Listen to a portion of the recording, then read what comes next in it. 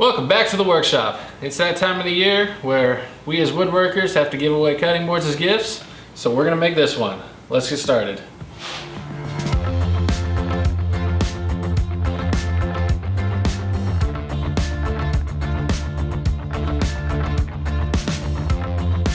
I start off cutting all of the wood down to the right length with my miter saw.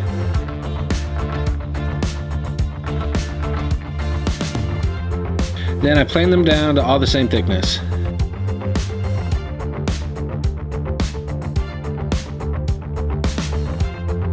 After that, I clean up one edge with my hand plane to get a reference surface for the table saw. There's a really great program that does all of the heavy lifting of cutting board design that Steve Ramsey used in his video. It's $10, but you get a free trial for a week.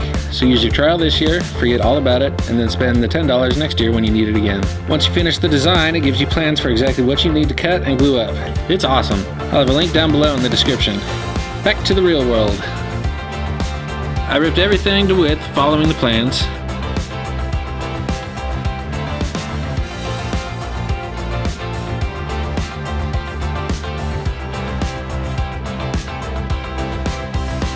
Then I glued up each panel. For this design there's 3 main panels plus a small purple heart one for the edges.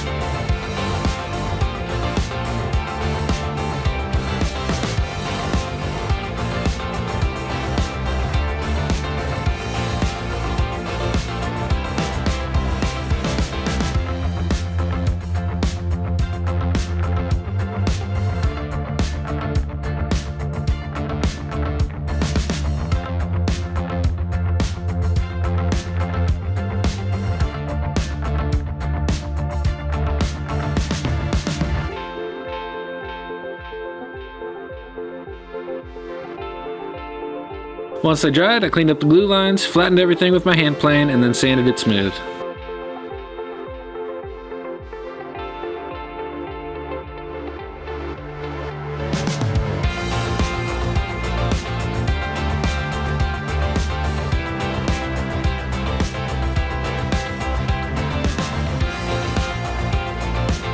Time for the crosscut sled. I set up a stop block so all the slices would be the same width.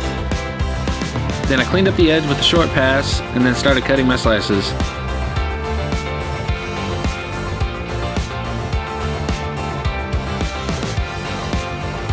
Do this for all of the panels and the border piece.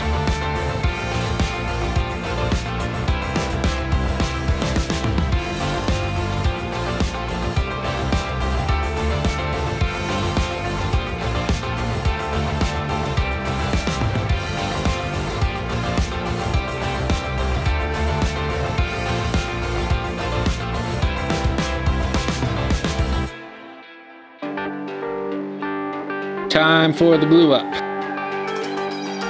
I did a dry assembly to make sure everything was in order. Then I turned each piece on its side, added some glue, spread it around, and then stuck them together.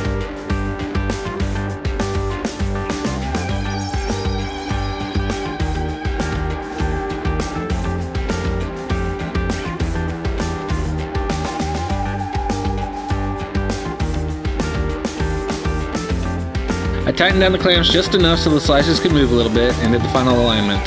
Once it was set, I added cawls to the sides and clamped them down. Then I made sure everything was tight and let it sit overnight.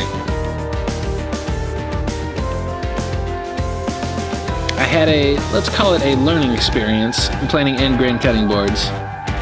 I learned that if you're not careful, the planer will shoot the board 20 feet into your driveway, shattering it, and the planer gib and blade will snap in half, destroying your planer.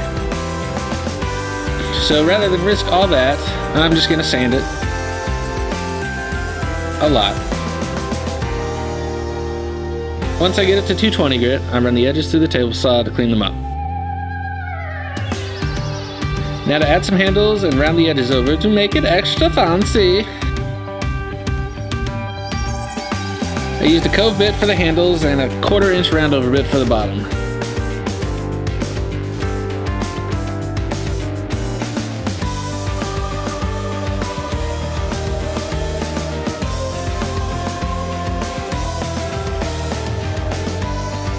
Then I used a 1/2 inch roundover for the top.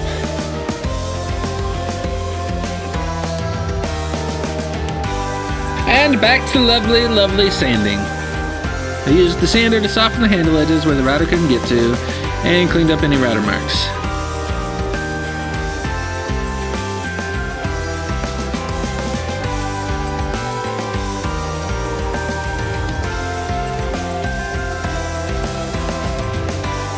Ah, the juice groove, the part at the very end that can ruin all of the hard work that you put into this thing. Fortunately, the fence on the router worked, and the only tricky part was to make sure I didn't go too far into each corner. So I just got it close and eased the corners together until they matched up.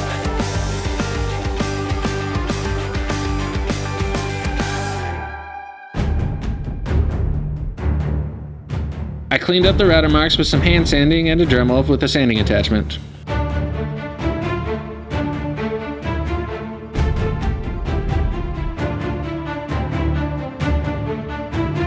Now to add some salad bowl finish and we're done.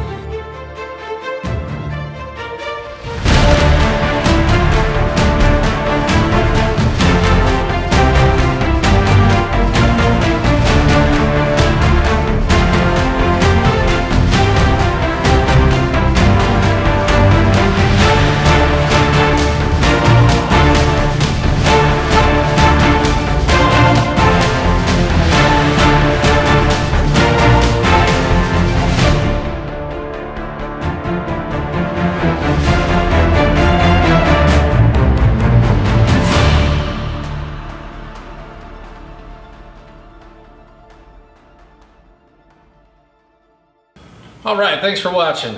It's not perfect.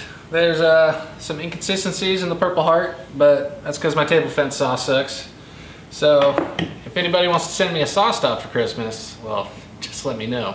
Anyways, make sure you hit that subscribe button and the notification bell down below. Check out one of these videos up here. Listen to this car drive by, and I'll see you on the next one.